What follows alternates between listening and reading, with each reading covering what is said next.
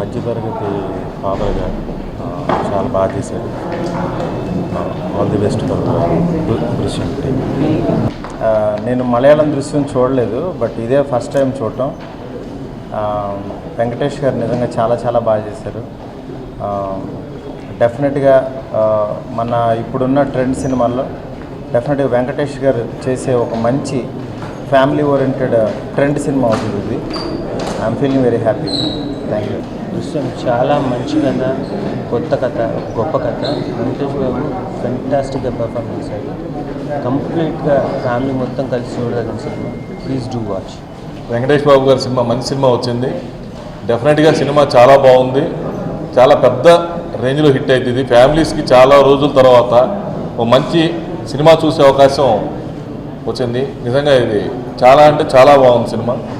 డెఫినెట్గా సెకండ్ హాఫ్లో ఫ్యామిలీ కోసం వెంకటేష్ బాబు పడే స్ట్రగుల్, ఒక పవిత్ర బంధం పెళ్లి చేసుకున్న తర్వాత అంత స్ట్రగుల్తో యాక్ట్ చేశాడు వెంకటేష్ బాబు.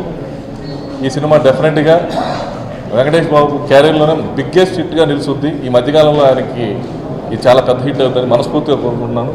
నిజంగా కూడా అలాగా పెద్ద హిట్ అవుతుంది cinema. Thank you. Cinema extraordinary movie అండి, అద్భుతం. ఇలాంటి సినిమాలు తీయకపోతే ఇండస్ట్రీ తప్పు, చూడకపోతే జనం తప్పు.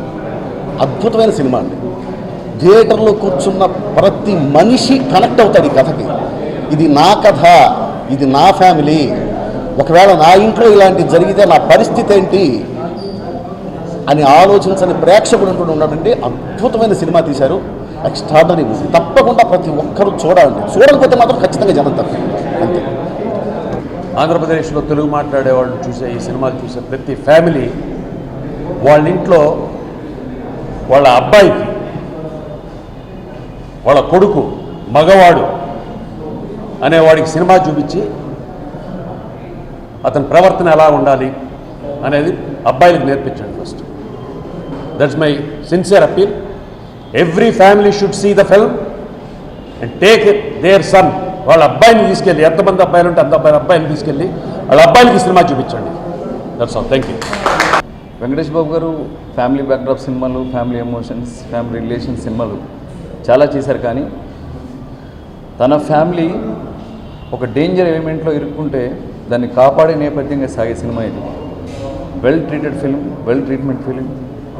సినిమా స్టార్ట్ అయినప్పటి నుంచి ఎండింగ్ వరకు ఏం జరుగుతుందన్న టెన్షన్తో, ఎంతగా అంటే ఫ్యామిలీ ఉన్న ప్రతి ఒక్కరూ తన ఫ్యామిలీ ప్రాబ్లంలో ఇరుక్కుందేమో అని హీరోతో ట్రావెల్ చేస్తూ ఉంటాం.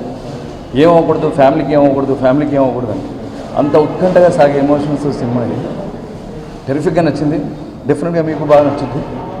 సినిమా చూడండి. All the best.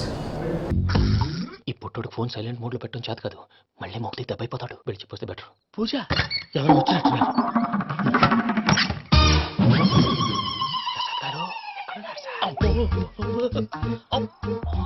అయ్యో ఇలా పడిపోయినట్టండి. ఏదో పైకి లాగబోయా. ఇలా చేయమండి.